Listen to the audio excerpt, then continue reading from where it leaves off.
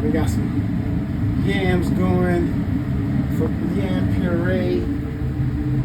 Alright, so this was a little trick behind the scenes. Go ahead and get your orange in there. Go and get your 2 oranges in there.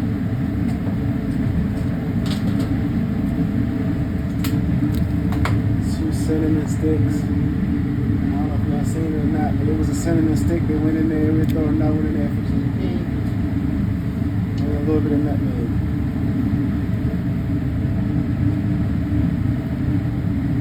That's just to flavor the water just a little bit.